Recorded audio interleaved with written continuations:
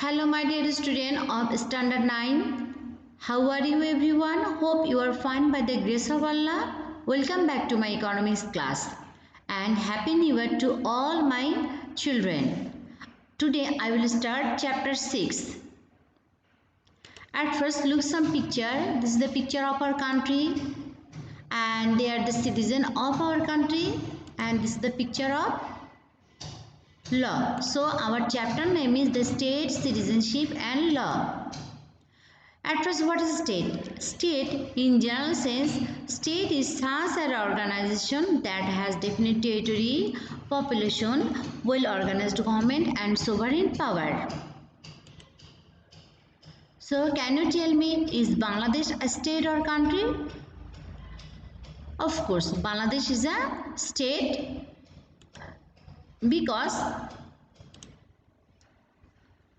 it has 4 elements to form. Okay, so in Bangladesh there are definite territory, population, well organized government and sovereign power. So obviously Bangladesh is a state. Different political scientists has given the definition of a state. So according to political scientists, Aristotle has told that the state is a union of families and villages having for each end perfect and self-sufficing life. According to Professor Garner, he has told that the state is a community of persons more or less numerous permanently occupying a definite portion of territory independent of which the great body of inhabitants render habitual obedience. You have to memorize these two definition. Now elements of state. So to form a state, obviously at first we need population, then territory, then there should be a government, that is well organized government, and lastly obviously sovereignty. Now I will explain the all elements elaborately here. At first, population. Population is the soul of a state. Without population, a state cannot be formed, but there is no definite number or size of a state population. Population of a state may be small or large. Some example like Bangladesh, there are more than 16 crore people. India, 1.353 billion. China 137 crore 20 lakh. San Marino 30,000 according to 2015 and 33,225 according to 2018. But all these are sovereign state. Okay. And Nepal 28.09 million population according to 2018. And this is the picture of Vatican City. This is the smallest city-state in the world. This is the Greece city-state, also small, but Vatican City is the smallest city-state. Now territory. So territory means water, land and the sky over it. However, there is no definite boundary of territory to form a state. The territory of a state may be small or less in size. Example, Bangladesh, 1,47,570 square kilometer. This is Bangladesh. The area of Bangladesh is this.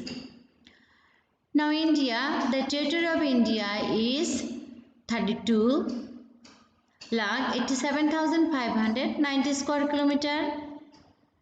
China 9.597 million square kilometer.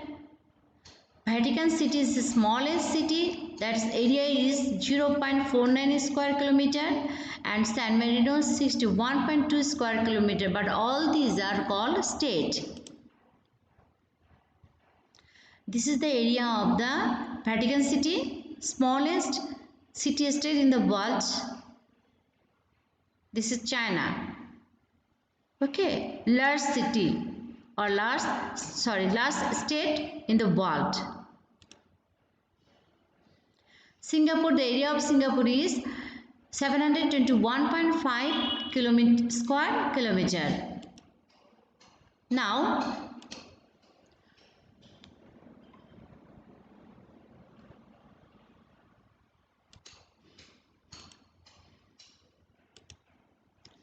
government. It is the basic controlling power of the state. A state performs its all activities by centering it. It is like an engine of a ship. Government makes laws to maintain peace and order of the state and to regulate the people abide by all legal order of the government and express loyalty towards the government. According to Professor Garner, he has told that if we consider state as a body of a life, government is its brain. Now last element is sovereignty. The most important element to form a state is sovereignty. It is the highest and supreme power of the state. By dint of this power, the state remains top of all individuals and organizations.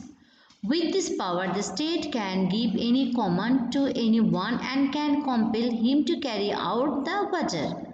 Due to this, the state remains free from any other state or power. That means a state remains free from any foreign pressure. It is needed to maintain peace, order and existence of a state.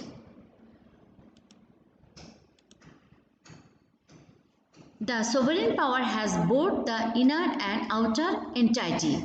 By exercising the inner power, the state establishes its supremacy over all its citizens. An organization authority can exist over this sovereign power. The meaning of outer sovereignty is that the state will be free from the control and influence of outside government. So, we can tell that a state will not be formed for lack of any of these components. So, if a country contains all these four elements, that country will consider as a state. Now, can you tell why is Dhaka or London not called a state? We know that in London and Dhaka there are fixed territory, isn't it? So the territory of Dhaka 306.4 square kilometer and London 1572 square kilometer. Okay, so London and Dhaka they are fixed territory, but it is not called state because, and also in London and Dhaka there are fixed population also, isn't it? But due to lacks of own government and sovereign power, Dhaka and London is not called a state because in Dhaka and London there is no own government. The government of Bangladesh is situated in Dhaka. Okay, and for Dhaka there is no own sovereignty or any sovereign power. So that due to lack of these two elements, Dhaka and London is not called a state. Understand everyone? So up to this everyone, stay at your home safely. Goodbye.